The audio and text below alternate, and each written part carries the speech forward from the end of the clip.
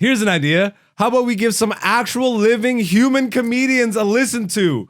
But if you want to listen to the genuine George Carlin, he has 14 comedy specials that you can find anywhere. R.I.P. George Carlin, love and respect to Kelly Carlin and the Carlin legacy.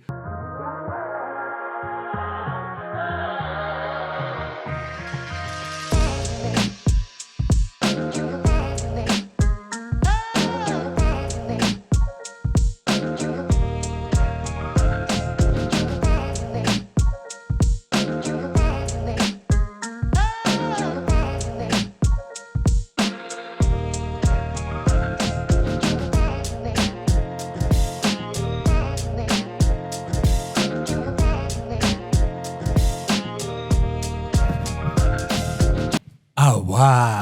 What's going on? Shut your bitch ass up, nigga.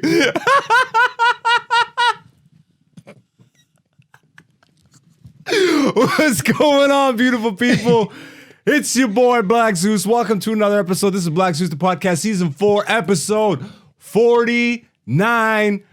49 weeks. One more to go. Then we keep going. That's the whole fucking plan. We're gonna be in season 5 soon, but we're already in the new year, the new energy, the new. I'm amped, but only because I had a fucking amazing weekend of shows. How about that? But I'm also pretty chill, cause I'm burnt out, and that's all right. I hope you guys are doing all right. Hope you had a good week. I guess let's get this guy in the studio. Let's get the number one producer in the game into the studio. He's so good that he devotes his time to this podcast, which doesn't really have many people that know about it, but we're getting there because of you, the beautiful people. Thank you for being here. We love you. We're at like 319 subscribers as of this recording. Once again, we started at 27. Okay? So this is monumental. We started at 27 a year ago, and then I decided to give a fuck. And I'm like, yo, I actually want to I'm good at comedy. I want to start doing it around the world. Let's actually get known around the world. Let's do that through YouTube, where everybody in the world is trying to be known around the world. God damn it. This shit is hard. But it's because of you, the beautiful people that hit the subscribe, hit the like, leave comments, do all that good shit if you enjoy what you do. And if you enjoy what we do. Yeah, I'm getting better at it, but I still kind of don't care. We're not begging over here, my nigga. Do what you want to do. But, do the thing. Hit the button. I don't give a shit, but I do, but I don't. Nah, I don't. But actually, before we bring Dante into the studio, let's do one thing. Let's actually promote some motherfucking comedy. I still got a bunch of shows for January, so listen up if you're trying to see me in Southern Ontario. Also, if you want to see me perform somewhere else, leave a comment and hit me up in a DM or something. Send a titty pic. This is getting fucking crazy. Anyways, London, Ontario, January the 19th. That shit is sold out, nigga, so I don't give a fuck. I should still say, I guess I'm doing it's for Island Fest. Shout outs to them. It's at Fork River Brewery, but again, it's sold out, so go fuck yourself. On the 20th, I will be in Etobicoke, Ontario, which is just outside of Toronto, for Toronto Be Like Etobicoke edition. On the 25th, I'm at Revival in Orangeville. Revival is a private lounge. It's swanky. I saw probably the sexiest woman I've ever seen in my 30s there. So maybe she'll be there again. But I'll be there doing comedy. Yeah. On the 27th, I am back together again with Different Nights, one of my favorite promoters in Toronto, putting on shows. So we will be with them on the 27th in Toronto, rolling on to the 28th, Sunday, January 28th. You already know, my favorite show, the best show, Canada's version of Def Comedy Jam, Kenny Robinson's Nubian Disciples of Richard Pryor. Your boy's dropping a headline set, so make sure you're there if you're in the Toronto area on the 28th. And then on the 31st, last day of the month, I'll be at the Libertine in Toronto for Afro Night, closing that bitch out. And then we're going to roll right into February for a ton of shows. And I guess I guess this is a good place to announce to the people that do subscribe to this. My comedy special is releasing, I'll say, in the next 3 to 4 weeks. I'm putting it on wax. I'm dropping that bitch. It'll be out early release in 3 to 4 weeks, and then it'll be out for free on YouTube. So if you actually want to support a nigga, I'll probably have some preview shit somewhere up there on my YouTube. You could tell I give a fuck, but I don't. That's kind of my vibe. Look, nigga, I'm a comedian. I don't give a fuck about this shit, but I do. And that's it. Support live comedy wherever you are. Even if you can't see me live, wherever you are, get off the fucking screens, put your phones down, close your laptops, go outside, fucking rub your eyes, let the sun get in there, and then go see some live art. You'll be very happy you did. And now let's do what we gotta do. We need a producer in the studio. Let's summon the nigga. Let's summon the nigga. That sounds like some fucking Pac lyric. Yeah, we gotta summon the nigga. Pull the trigger on the itchy finger. Yo, Dante's in the studio. Pura vida. All my copper-colored people dodge the hijack.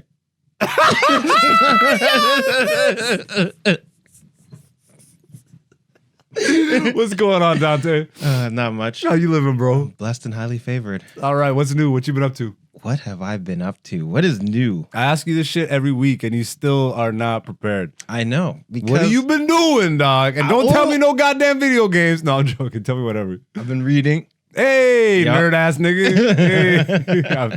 What you reading? Actually, I told you about it. This book called Critical Path by Buckminster Fuller. That's a wild name. I know, right? Buckminster. I'm reading a book by Buckminster. Yes. Yes. Can you do a British accent? What's your best British accent? Yes. Yes. I don't know. I can't really do one. I can do a little thing, but not really. All right, fair enough. You turned it into something for a second. I was about to flame you, but you got there. Top Boy, you're doing some Top Boy shit. You fit my feud, fam. Yeah, they ate my feud, fam. I'm fuming. I'm fuming, fam. I'm up, bruv. I'm up. Big man ting, yeah? Big man ting that. Wait, what's the jacket nigga? Damn, I can't remember his name. He was hot for 5 minutes. He had his 15 minutes. Oh, Big Shaq. Big Shaq. Man's not hot. Man's not hot. Yo, take off your jacket. I said, man's not hot. Yeah.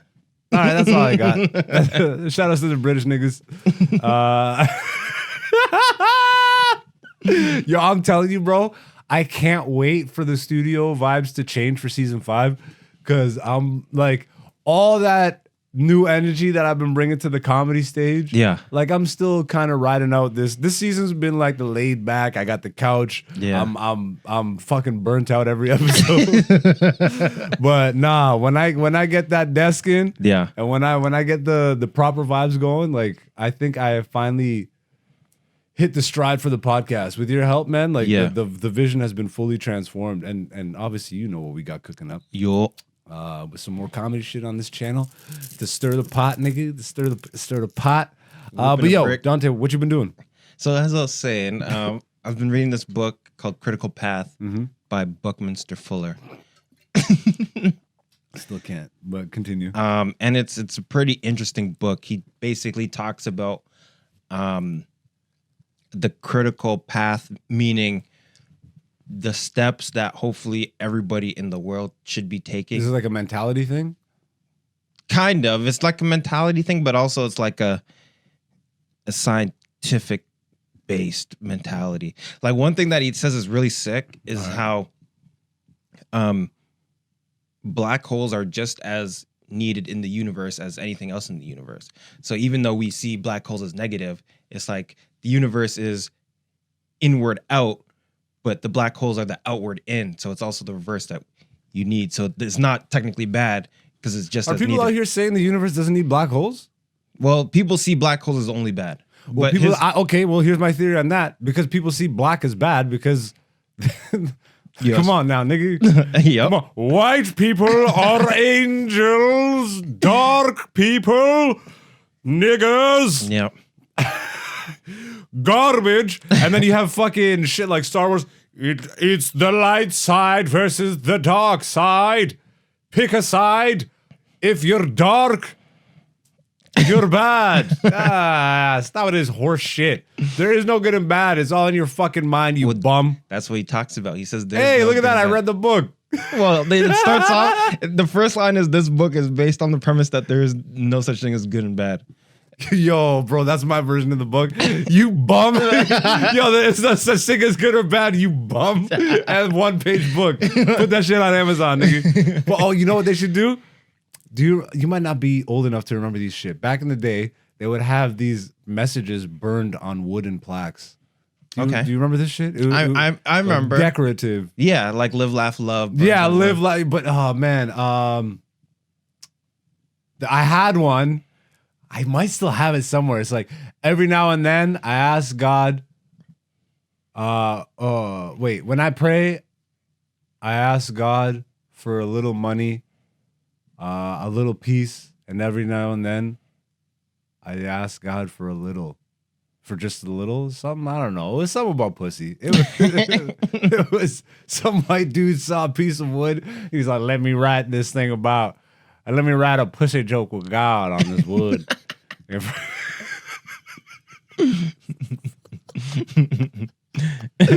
So did you finish the book? No, I'm just starting it. Oh, you just started. Is it a big book? It's pretty hefty. Nerd, nerd ass nigga. Yo, I'm only saying that because I'm jealous. I just haven't read it in a couple weeks. I've been really focused on comedy, which I guess means I'm not. It's not fair. I actually want to be reading more. Like that's a goal of mine for this year. Okay. As much as I compiled books last year, I need to be going through those books. Yeah, but you were reading some of them. Yes, absolutely. So, but now I just got to read a little bit more than last year. And it is a process. Yeah, I've said this on I've said this on stage and I think on Because Design Matters when I did the radio. Okay, but it's like the hardest thing that I've done in my adult life. The two hardest things I think you could do as an adult is start reading if you never read and stop watching porn. That shit is fucking life on hard mode, nigga. Yeah. Holy fuck. And then you realize the less you watch porn, it's kind of, you can fill the time with reading.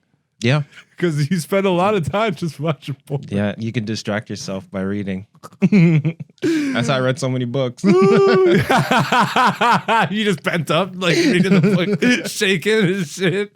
Shit. All right, let's get into some regular shit for this podcast. You know what this is. This podcast is a companion piece, my side bitch to the comedy career that I have been up to for the last 13 years. 13 years a comedian and still nobody knows me. Isn't that fun? But I wasn't focused on social media. I wasn't focused on any of that shit. I was focused on being absolutely undeniable on that stage. And I am grateful to say I have achieved that in my little sphere here in the Canadian comedy scene. So now it's time to really start fucking expanding, broadening the horizons. You know what I'm saying? So we are looking to be traveling soon. But in the meantime, let's continue to run down what the fuck it is to be a stand-up comedian in this day and age with the comedy recap. This past week, fire weekend of shows. I was in Burlington, Ontario at the Yuck Yucks in Burlington. Ron Johnson was the headliner all weekend. There was a snowstorm Friday, so he wasn't able to make it, so everybody got bumped up. I dropped like a 10-minute open. Cedric Newman, who was supposed to be the host, ended up headlining. He destroyed. I'm trying to figure out exactly what the lineup was. I can't. Fuck, I'm so bad with names, bro. This is the problem with comedy. I used to be so good with names. One nigga's named Sean, and it's a white dude. I gotta stop doing that. Let me give everybody a shout out because everybody absolutely destroyed. So I want to actually do this. It's Justin Shaw. That's why I always fuck it up. It's not Sean. It's Justin Shaw. Shout outs to Justin, and then shout outs to Ronald Hay. Everybody did great.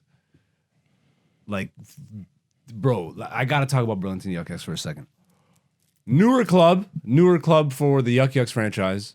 I've never been there, but I've heard like really good things. Finally getting to see this shit. Bruh, it is so perfectly set up for comedy. Low ceilings, like tight. It's a big room, about 150 seats, or a decent sized room. 150 seats, but low ceilings, really good lighting, that classic brick wall. Okay. You know what I mean? Yep. And just everybody's just kind of nicely huddled in together. There really is a formula for a venue for comedy. You can't just put comedy in any place and expect it to work. And they do. Like, they do put it in a lot of weird places. And it often, like, you got to be a really good comedian. A good comedian can transcend the venue. Yes. A good comedian, but, I mean, still. A good venue is like an amplifier. Exactly, bro. It's like a good comedian in a good venue. Holy shit. But now you're adding variables to where you have to do just all this extra work. But this wasn't one of those rooms. Somebody said it. I forget which comic said it, but it's like it had a basement vibe, but it was upstairs. Ooh, okay. It was very basement-y, which is great for comedy. Most clubs are in basement environments. Bro, I took two different approaches to the Friday and the Saturday shows. So Friday, I did all my newer stuff that I'm working on. I wouldn't even say that. I did some of my newer stuff that I'm working on, and then I riffed for some of it. Because it was just, bro, the room was so hot. And the Burlington's a really white town. Yep. So I came up with my white suburbia shit off the hop. Settled in before I started dropping M-bombs like fucking.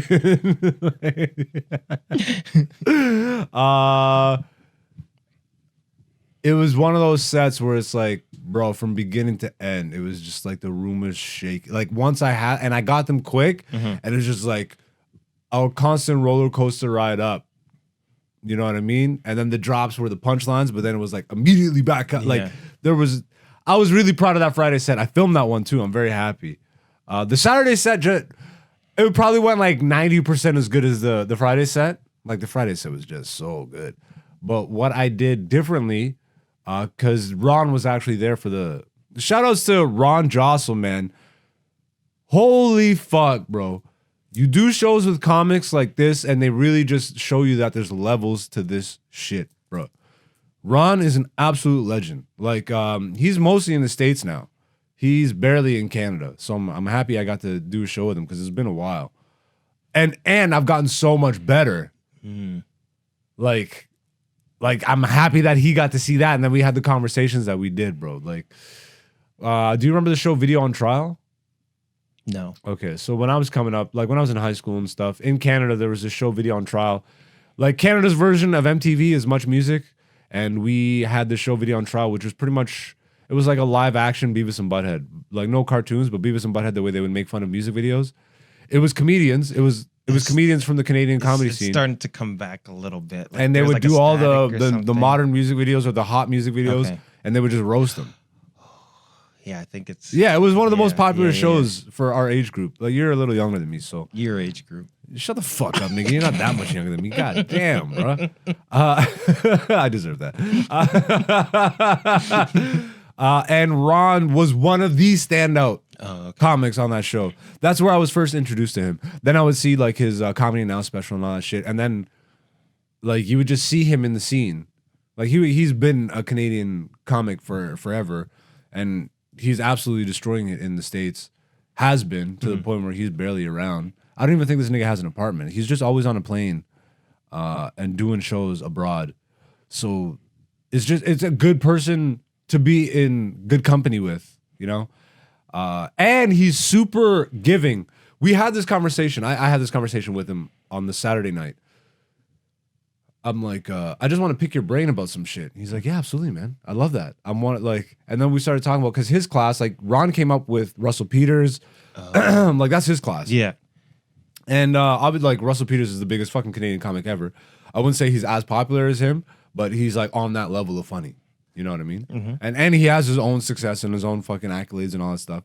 But like that's his peer group. So we were talking about how like back at like, that things, as much as things have changed in the comedy game, things haven't really changed. Most people are gatekeepers with information, with opportunities, with connects like the plug, bro. Like he said it himself. He was throwing out names, but that's not my place to do that for him. But he was like, yo, so and so would never ever give out information to anybody. Anytime anybody would do good, they would keep them away from a producer, show producer. Which, come on, bro, I've seen this, bro. This is nothing. This is nothing new. Show business is so scummy. Yeah. And the one thing that really clicked with me is the people that are the loosest with information and open and honest and sharing and giving with that shit are the funniest, are the most talented people. Yeah. It's the people that are afraid of losing their spot. That don't want to, or losing out on opportunities, quote unquote. Yeah. That don't want to give your name out to producers or put you around opportunities and shit. It's like, I don't know. You've seen my social media the last couple of days. I've been blowing the fuck up on these fucking memers. You bitch ass niggas. You ain't comics. Get the fuck out of here. Fucking show up in this comedy club game and you will get buried by niggas like Ron Jocelyn, myself, Cedric New, everybody at that show. If you're a comic and you're not moved in any type of negative way by what I just said. But if you're a memer, if you're a social media guru and you find yourself saying that I'm a comedian. Oh, and then you find yourself in a comedy club once a month and you're like, yeah, I'm a comedian. Suck my left nut, nigga. You do copy paste shit. All of y'all, bro, this social media shit is garbage. This isn't even to one person. This is for anybody who claims to be in my realm of comedy. Nigga, the fuck out of here. Comedy is not social media. And as much as you want to take a shortcut, you know what? I also had an epiphany moment, bro. Epiphany moment. Because there are no shortcuts to comedy. No. But what social media has done has given people a shortcut to an audience. Yes. You can build an audience online with bare minimum effort. You can build an audience online by being Carlos Mencia, which most of these people today, it sickens me as a comedian to have gone through the phase of everybody finally realizing, it's like, yo, people like Carlos Mencia are cancer. They're poison.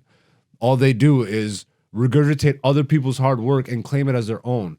And once we expose that, once social media came around, we literally have people building their whole fucking careers off of copying and pasting shit. And then they want to claim that they're comedians, but they're not in the clubs. They've never been at mics. They've never actually put the goddamn work in. There is a shortcut now to finding your audience. There's never, ever, ever going to be a shortcut to talent. No. And this is why I'm so grateful. And this is why you hear me fucking letting my nuts hang, nigga.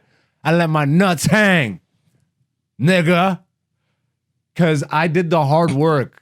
I fucking locked in, and my soul is not tied to fucking digital bullshit. As much as I love the internet and technology, because I grew up through this shit, I saw what it is. It's garbage. It's fake. It's synthetic natural life. Yeah. It's fake humor. It's fake everything, bro. And it's that to the fucking 1000th degree now. It's fucking bullshit. So I'm not tolerating that shit. Fuck y'all niggas. You want to show up to a comedy club and you think you're a comic, you better fucking be. And that doesn't mean that you have to be immaculate. You just have to be a comic, bro. Like, just fucking put the work in. Because you're not going to get as good as you think you are by just fucking copy-pasting your way through this shit. That will get you nothing. It might get you an audience, but eventually that audience will see that you have nothing to offer them. Put 13 years in, and yo, the way I view it is I'm a 13-year-old, bro. I'm 13 years in the game. And as good as I am now, bro, like, holy fuck, the doors are fucking flying open. Like, flying open. Mm-hmm. Like, niggas are really finally seeing what I always saw when I looked in the mirror, nigga. Like, when I got my dreads. I've had my dreads for 10 years. The first 2 years, I looked like a goof. Yeah. I looked ridiculous. That's always the hardest, like, first couple years, because as someone that's trying to grow their hair out. Niggas made fun of me. They roasted the shit out of me. But you know what I saw when I looked in the mirror? This shit now. And you know what's happening now? Oh my God, your hair is so beautiful. That's yours? Oh my, can I touch it? Oh my God. Oh my God, your hair. I'm going to fucking rub my clit. Oh, Get out of here, bro. It's my hair. Stop touching it. It's mine. It's not fake, bitch. And my comedy's this good. Man, people must be watching this podcast and be like, who is this guy? Why is he talking like this? He's talking like he's Chappelle. Nigga, I am him. I'm not Chappelle. I'm me. And I'm literally the best version of me that can exist today. And you know what's going to happen tomorrow? I'm going to be a better version. That's how my fucking mind works. I'm not trying to fucking take no shortcuts to nothing, nigga. And all of a sudden, my comedy's progressing, our channel is progressing, our clips are progressing, all this shit. because I actually did the hard part first. I made sure I got good. I can walk into any fucking room and torch it. You know how hard that shit is to do with 3 people, 30 people, 300 people, 3,000 people. Add any variable of numbers, bro. I have at this point now proven all that shit to myself. So this is why you speak with confidence. It isn't ego. Y'all niggas is shit. Y'all niggas is fucking up the game, but continue to, because it's way easier for niggas like me to shine. Yeah. Going back a couple minutes to what I just said about this whole fucking copy paste shit. Obviously we have to talk about this George Carlin shit. Mm-hmm.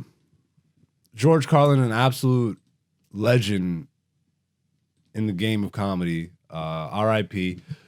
It's so weird how of my 5 top influences in comedy, 4 of them now in the last like 4 weeks have been in the mainstream news. And here's the proof. Here's, again, one of those pieces. George Carlin has been hanging on my wall, just like the Bernie Mac one, just like the Patrice one, just like the Chappelle one, just like the Andy Kaufman one. Like, for over a decade now. George Carlin is probably the first major... Let me get this back on the wall. All right. Is it straight? Yeah. All right. George Carlin is probably the first biggest influence. He wasn't the first comic that I came into. Pause. Crazy. You beat me to it that Crazy. He's not the first comic I discovered. Man, fuck Cam and Mace, bruh. What did they do? Oh, man. Shit. Yo, man. Damn, I take a hella pause, man. It's a pause-a-thon, dog. George Carlin, George Carlin wasn't the first comedian that I discovered. If anything, that's probably Martin Lawrence or Eddie Griffin. In terms of actual straight up stand up comedy, first comedy I was watching was like Three Stooges, Charlie Chaplin, shit like this. But in terms of stand up, when I was a young kid, it was either Eddie Griffin, Message in a Hat, or Martin Lawrence from the show Martin to his stand up special. Then like Jamie Foxx and all that shit. But I remember being like 10 watching George Carlin, and like it was almost like my life had shifted.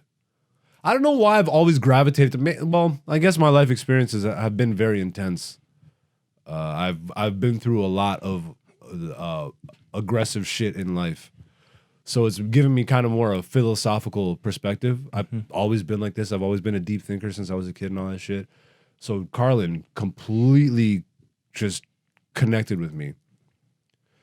And oddly enough, maybe it made me too cynical and shit as a kid, you know, because I was a kid fucking talking about like New World Order, like it was too much. But at the same time, it wasn't, bro. Like he was just so profound, and he was the first guy that I discovered that was seamless. It didn't seem like he was doing anything, you know, and even his style. Because I discovered Carlin in his older age. As I was younger. But as I became a comedy fan, I would go back and watch all his old specials and stuff. Like his older stuff is way different in terms of delivery and all that stuff. He's been political for a long time, but he kind of went more storyteller towards the end of his career. And that's the stuff that's probably most known. Like America's one big secret club and you're not in it. Yeah. I'm not in it. But like, it's even hard for me to articulate exactly how profound like this white nigga was. George Carlin was a nigga. I don't give a fuck. That was a black man in that man's body. Pause. Oh man, Kevin Mace, man. So, if you don't know, I don't even put this on the screen. I'm not gonna promote it. We're gonna talk about it. I don't even want to say the name of it. Okay. As a comedian, this goes against my core ethic. But there is an AI generated 1 hour George Carlin comedy special floating around the internet. If you are interested to see it, I gave you enough information. That's all you have to do. You'll find it. It's out there. There's apparently some podcasts where these guys use an AI, and the AI is a comedy fan, whatever the fuck that means. And the AI watched all of George Carlin's specials. Like in the beginning of this, I didn't even watch the whole special. I tried to. I got through maybe 5 to 10 minutes, and I just wanted to punch my TV. Like, it was good in terms of what they were trying to accomplish. It sounds like George Carlin. The jokes are delivered like George Carlin. The material is very much in line with George Carlin's material, but it's not George Carlin. It's some fucking... And when I was scrubbing through the comments, the people that watched the podcast were saying that they're theorizing that it sounds like one of the guys from the podcast was writing the jokes, because the podcast has some comedian guys in it. So people are theorizing that they actually wrote the jokes in the style of George Carlin, which a lot of comedians are fans of George Carlin. Yeah. So they probably would, and like, if you know him well enough and you're a good writer, you can write in that style. You're not him, but you can like mimic it. Yeah. And then just feed it. Man, I gotta blow my nose. People must really think I do coke. Just feed the lines to an AI voice and then have the voice read it. That's what people are theorizing. But either way you slice it, it was a 1 hour thing. I don't even call it a special. It's not special. I'll call it a non-special. It was just a video. It was just a video. It had a bunch of AI generated like art to go over the audio. It's impressive. Yes. It doesn't replace art. It doesn't freak me out. I was with somebody the other day when I first heard the news, and I was like, oh my God, it's over, da da da da. And they're like, bro, don't freak out. It's not. And I didn't actually mean it. But like, in a way, it's already over anyways. But art is not dead. This isn't a real person that did this. This isn't Carlin that did this. Mm-hmm. If anything, can you pull up his daughter's response to the special? Because I'll actually give his daughter some fucking... I'll give her some airtime. She's actually worth it. And what she said was really interesting and I think necessary. I need you to be faster, by the way. Do you want... just fucking around. Just fucking around. Turn it to what? Do you want an article or do you want like the... No, I just want that tweet. The tweet. I need you to be faster, by the way. This is the Gestapo up in this bitch. Work faster! You're not doing this fast enough! Nigga, I hate you. You've ruined this podcast. We're restarting this right now. I shouldn't say I hate you. That's so intense. You know I don't. No, I know. Go here we go. Yourself.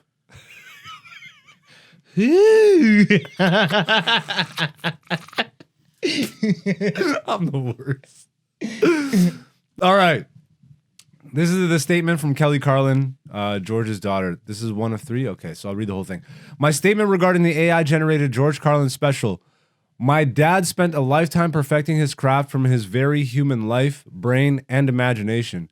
No machine will ever replace his genius. These AI-generated products are clever attempts at trying to recreate a mind that will never exist again. Let's let the artist's work speak for itself. Humans are so afraid of the void that we can't let what has fallen into it stay there. That's bars. That is bars. That's fucking bars. Humans are so afraid of the void that we can't let what has fallen into it stay there. You bums! You fucking losers! You think, oh, virtual reality is the future! 30! Yeah, keep disconnecting yourself from a natural life and see what happens. Obviously, you never watched any movie or read any book ever. They fucking tell you what happens, you dummy. Anyways, right now they only got your energy through thoughts and work. You're literally gonna plug your fucking brain into a box? How do you even control that? You're at the mercy of anybody who's programming the box. You wanna upload your consciousness into an AI, into a hard drive, to do what? Fucking work at a digital Walmart, you fucking Here's the rest of her thing.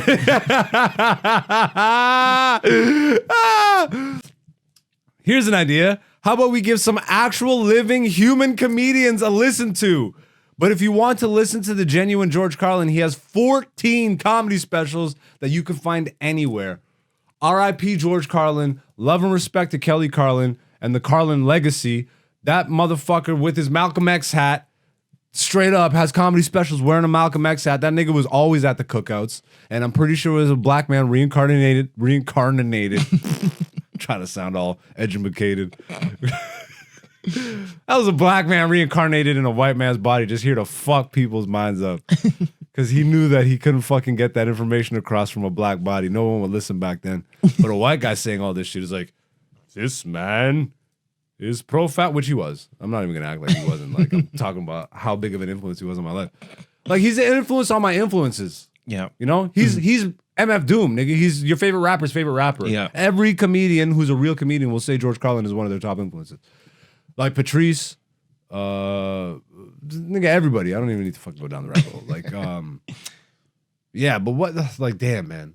The comedy gods really been blessing us with a lot of comedy news to talk about. If you're interested in that, watch it. It sounds like Carlin. It's soulless, man. It's not Carlin. So, I mean, you obviously, most people won't feel the same way about it as I do. I'm a fucking comic. This is like, I know what it is to give sweat, blood, and tears to jokes, and it's not a machine. Nigga, I am the machine. Fuck your machine. Anyways, that's the comedy recap for this week. Let's get into a segment that we always do here called Poll Results. Ladies and gentlemen, every Monday on my Instagram social media feed and now on the YouTube community page every week. Thank you, Dante. We post an interactive poll question. We leave it up. The people vote on it, and then we discuss the results in the studio on a weekly basis. Give me 2 seconds. I got to blow my nose, nigga. Give me... All right, I'm back from doing coke. I mean, blowing my nose. I don't do coke, god damn it. I mean, look how relaxed I am, nigga. I know I go every once in a while, but if you know a nigga that does coke that acts like this, that's one cool ass nigga, bro.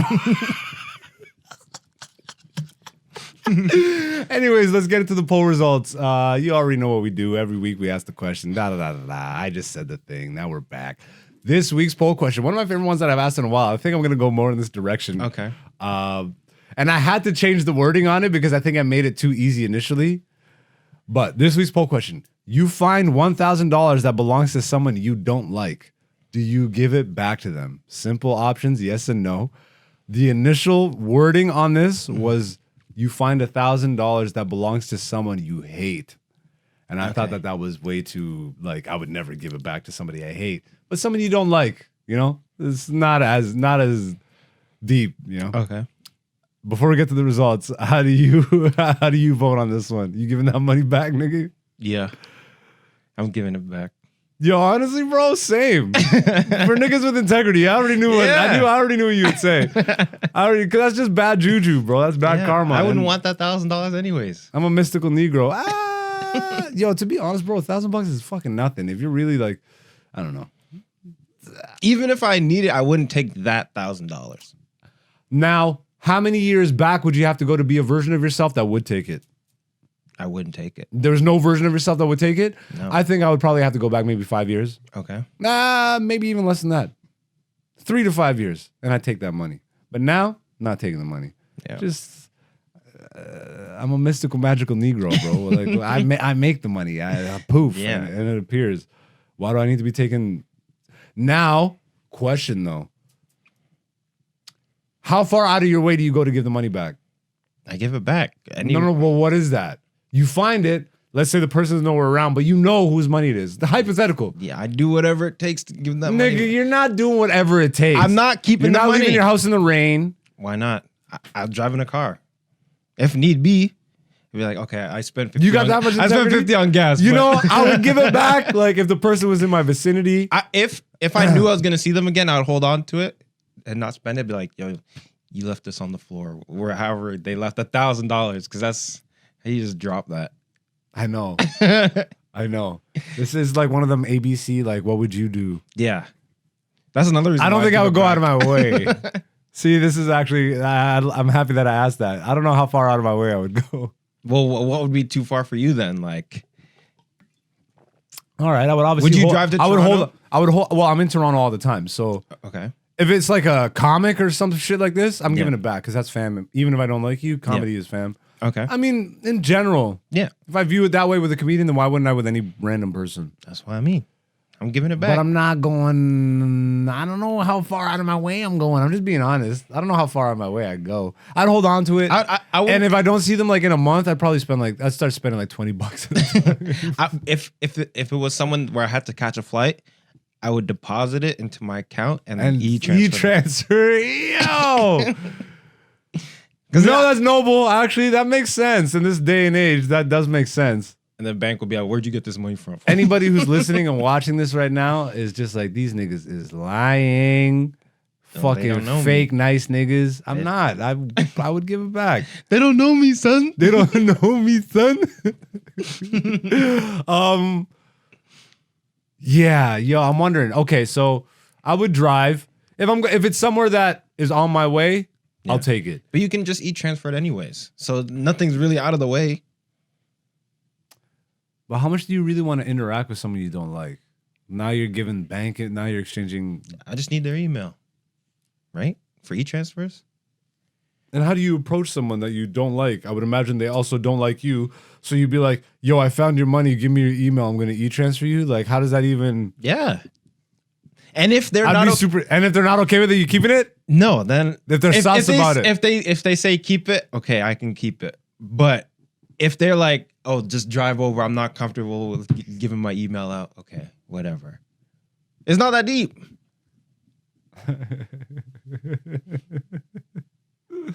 Fair enough. All right, let's see the results. These are the Instagram results, by the way. We'll get to so the we got our YouTube YouTube results ones? after. Okay. Yeah, we got some. 42% said yes, and 58% said no. It's a lot closer than I thought it would be. But yeah, it's pretty simple on the results. I'm not here. surprised though about those results because Yeah, most people. Oh, I got hella DMs about it. oh yeah, Yeah, fuck them, all that shit. Like hell no. It's like, I was spending that shit on hookers and blow. It's like just crazy responses. Obviously the YouTube is just starting to pick up, so we don't get as many responses as we do on the Instagram feed. yeah. I think we had like 9 votes Yep. on the YouTube. But what are the results on that one? I'm pretty sure the same, right? Ooh, it's even crazier. 11% said yes, and then 89% said no. So damn near one person said yes. Yeah. And 8 people said no. I like that one. So we'll continue doing that. If Yeah. you do want to get in on the poll results, I am AKA Black Zeus on social media. I also, if you subscribe to the YouTube, you'll get the community page updates. So do that if you're interested. We're not begging. We got talent and patience over here. So my nigga will be here. Before we leave today, we got some fucking fights. Yeah, we're back into it. UFC 297. Yes. 297. Yeah, live from Toronto, Ontario, Canada. Live from the Scotiabank Arena. It's time. Fighting out of the red corner. This man is a white African. He's What? in the blue corner. I don't give a fuck. I don't give a fuck. Fighting out of the red corner. This man is a white man from South Africa who claims to be an African, which technically is right, but only as right as I am Greek. Yes, I was born in Greece, but does that make me Greek? Versus somehow the most fucking pussy man. Like, he's the manliest pussy I've ever seen. He'll cry at the drop of a hat, but then he'll also say you're a bitch for not being manly. I'm just going by his standards. Apparently, like, to me, Sean Strickland's standards of a man is a man that doesn't cry. And then he went on Theo Von's podcast and cried like a bitch, which isn't wrong. You know, you could cry. Bro, UFC trash talk is getting ridiculous. Niggas just be talking about your trauma as a diss. Yeah, bro, this guy's not a man. He got raped by his dad. And then Sean Strickland's like, why don't you go fuck your coach? This is a weird one, but I'm going to give my immediate thoughts on the main event. I don't think Sean Strickland has a chance in hell, bro. Ooh. Maybe a chance in hell, but Dricus du Plessis is the real deal. Yeah. I don't see Sean Strickland as the real deal. Adesanya was the real deal too. And he Fair enough. fucked him up. Yo, that is probably the best thing you could have said there. That is the best argument you could have made there. How do you think their styles match up? Okay. Because they both just fucking run in and charge. Neither of them really fucking back up. Yeah, I will say over 5 rounds. Sean? Yeah. He probably has better cardio. He's probably way more efficient. He doesn't hit as hard. Definitely not, bro. Du Plessis, Hits harder, but bro, that costs a lot of energy. Fair enough. You know what I mean? It costs a lot of energy to hit hard. So Has Dricus been in a 5-round fight? Has he gone to championship rounds? He says he's not going to let it go there, but that's what every fighter says. yeah. I'd have to. I think he's been in because he's done a main event. Yeah. So he's been in a 5-round, but he's ended it before the 5 rounds, right? I might have to go with Sean on this one just because. Really? Yeah, because because they both have goofy striking. Like they're both kind of weird. Yeah, all those music are shot in the tutu and stuff. Yeah, but the thing with Sean is that he's very good at hitting and not getting hit. You know what I mean? Fair enough. And that's the name of the game, to hit and not get hit. And Sean's like probably one of the best. Like I was watching this video about like the statistics of like UFC in 2023. Yeah. And like you just see Sean's numbers. Like he landed like 900 strikes, but only took like 80. You know what I mean? So he's like something like just straight outlier, fighter. good for him. And with the way with du Plessis strikes, it's like imagine trying to be like Adesanya with his crazy strikes, but you don't have the same finesse. You know what I mean? And it's just awkward. It's like upward, like, knuckle punches and stuff like that. So it's going to be hard for du Plessis to get in. I don't know if he has the same wrestling ability, jiu-jitsu ability. I haven't seen him on the ground. But then again, if you're good enough to beat Robert Whittaker the way he did, like that's also a pretty hard thing to do. Very. Yeah. It's not an easy guy to beat. No. Within 3 rounds. Yeah, and stopped him. You know what I mean? In his home. Was that an Australia fight? I don't remember where that was. Yeah, that was that maybe not. Maybe not. Adesanya fought him in Australia. Fighted him. What are friends for? Yeah, so I'm gonna go Strickland on this one. I can't see it. I can't see that. But you are the more pro fight fan, so your opinion matters more on this. Go with his. If you're trying to bet, he's more educated on this. Even though I've been watching it longer. You think you've been watching UFC longer? Didn't we already do this? No. Yeah, I've been watching it since fucking. Well, I guess Tough Days. Like before that, though. Like I watched a couple, but like that was in the tapes. I never watched it. I just watched tapes, like a couple tapes. Watching it since I was a kid. Really? Yeah. Like before, like the barbaric days. Right after the barbaric days, because like it started in 1993. Like you know what Tough I mean? season 1. Before that, yeah. Okay, so you were watching events. Yeah. Yeah.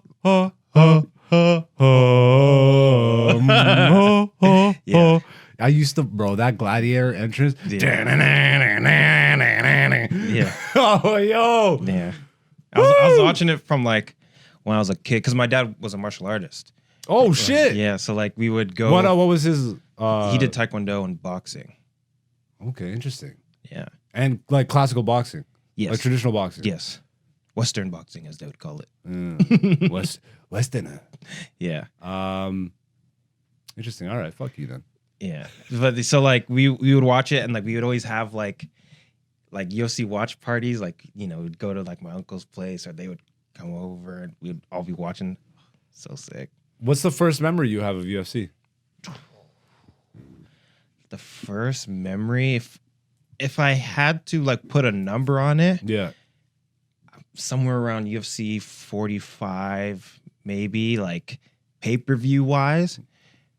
But That's not a memory. You just give me a number. I want that's fights. a memory. Like in terms of fights, Yeah, bro. You can tell me the card then. I don't remember. Go the fuck card. yourself, nigga. That's so long ago. What do you mean? I was a kid. Oh, I can remember 45. That's like me saying I remember WrestleMania 6, nigga. I don't fucking. If I can't tell you the card, I remember you like don't remember shit. I remember Shamrock Tito days. And Yes, like definitely was watching those. Iceman. I remember when Iceman got knocked out by Rampage. Oof. Do you remember that? Yeah, of course. That was that was a little bit later, but yeah. Like, do you remember the? Because Iceman was What was nigga. what was the pay-per-view main event for the Tough Enough season finale? Couture versus Tough Enough or The Ultimate Fighter? the Ultimate Fighter. Sorry, not Tough Enough. Stephen Bonner, Forrest Griffith. No. Not the actual, like the pay-per-view, not the season finale. The pay-per-view was the coaches, right? And that was Couture versus Chuck Liddell. I was watching a little bit before then, but I really became a fan during that season of The Ultimate Fighter. Yeah. Like that was, I still, Diego Sanchez. I will still watch that Sanchez Clay Guida fight. I still pull that up like once a year. Yeah. I'm like, yo, this is one of my favorite fights of all time, bro. Crazy. I cannot believe Clay Guida is still active. Is he retired now after that last fight? He just fought. Yeah, he's not retired. How is he still active? He's a wrestler. Wrestlers are different, bro. Diego's done, right? Like he's retired. He's probably fighting in a different Oh organization. my He's not in God. the UFC, I don't think. But Oh my God. yeah. That's wild. That guy took so many headshots. All right, let's go through a little bit of this card then. The co-main event. Oh, that's why Sean Strickland was saying, how can people say I'm not a feminist when I'm helping two women get a co-main event? That's so funny. This is the co-main event. Raquel Pennington versus Mara Buena Silva. Okay. Yeah, for the vacant bantamweight. Because Come on. Amanda Nunes. Nunes, There yeah, you go. she vacated. Yeah. The lioness. Okay. What do you think for this? I got Bueno Silva. You got Buena Silva? Yeah, Why? she's a better fighter. All right, fair enough. That's all that needs to be said. Hey, we got Neil Magny fighting. Oh, this is gonna be a hard one. Mike Malott. Oh, Canadian boy. Yeah, You like Neil though, no? Neil's good. You're a Magny fan, aren't I'm a you? Magny fan. Magny fan. Who do you got for this one? The thing is, they're really trying to push Malott to be the next GSP because he's Canadian and da da da da. You know what I mean? So What, you think it's a mismatch? Magny's a little bit older now. When you get older, you get a little bit slower. That's fair. And he might still have the cardio, but good cardio when you're slow just means you get beat up longer. That's hilarious. You know what I mean? So That's really funny. I would like to see Magny win, Yeah. but I think it's hard to do against Malott. So I'm gonna pick Malott, even though I like Magny. Fair enough. Okay. Let's scroll down a little more. Chris Curtis, Mark Andre Barrio. Barriot. Yeah. That's French as shit. Yep. All right. Chris Curtis is Sean Strickland's like teammate. Teammate? Yep. The action man. The action. I'm the action man. I'm Chris Curtis, the action man. What's his record? Chris Let's Curtis? see how much action. Hello, I'm Chris Curtis. I'm the action man. 30, 10, and 0.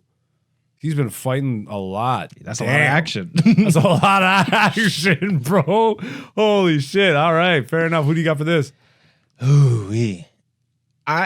Here's the thing. Okay. This nigga did the Mr. Burns hands. So Andre Barrio, once again, they were trying to push him. He's a cardio machine, Yeah. but I don't think that's gonna work against Chris Curtis You think a TKO? Chris Or- Curtis TKO? or knockout. All right. Yep. This is still the main card? We're Yeah. still on the main card? Arnold Allen versus Movsar. Wait, Mosar? I guess it's just Mosar. Mav. It is Movsar? Yeah. I thought it would be silent. A silent V. Well, Movsar is awkward. What do you mean? It's Russian. Fair enough. That's all you had to say. It's Movsar. Das vidanya. It's Movsar Ivlov. Hey, that actually sounds Russian as shit. My name is Movsar Ivlov. Watch how you talk to me. Das vidanya. Mr. Vic. Baba Yaga. Baba Yaga. 140 to 166. All right, the odds aren't too crazy apart. What do you think for this one? I will say, Mavsar, he was very, like, everyone had high expectations of him when he was like coming up. Yeah. Then he just started squeaking by like split decisions. And Arnold Allen actually fought, I believe it was Max Holloway not too long ago. Even though he got beat up by Max Holloway, it's like Tough fight. that's a good fight. You Yeah. know what I mean? Whereas, like I said, Mavsar is just barely squeaking by, you know? Fighting lesser opponents and stuff. Yeah. So you're going with Arnold? Yeah. And he trains with Faraz Sahabi. So I'm Okay. a little bit biased. Okay, fair enough. All right. Well, that is UFC 297. I hope you guys enjoy the fights. Yeah, let's get the fuck on out of here. Dante, you got any closing messages for the people, them? Dodge the hijack. Dodge the hijack. Where can the people find you online? You can find me online at Person1Prod, PERSON, the number 1, PROD. Follow your boy. Dodge the hijack. I am AKA Black Zeus. That's AKA BLACKZEUS. It scrolls at the bottom of the screen every couple minutes if you're watching. If you're listening, then that once again is AKA Black Zeus on Instagram, on YouTube, on Twitter, X, whatever the fuck. I'm not on TikTok. Suck my left nut. I'm not on Threads. Suck my right nut. I'm a funny comedian and I don't give a fuck about this shit. Except for what I give a fuck about, and that is you, the beautiful people. You are the beautiful people of this podcast, and I love and appreciate you for always being here and continuing to pile up. The people are joining. If you want to be a part of the Beautiful People program, all you got to do is hit that subscribe button. I'm not begging you, just fucking do it if you like it. Whatever, nigga. But other than that, this has been Black Zeus, the podcast, season 4, episode 49. We will be back next week with the season finale, baby. Yeah. Until then, deuces.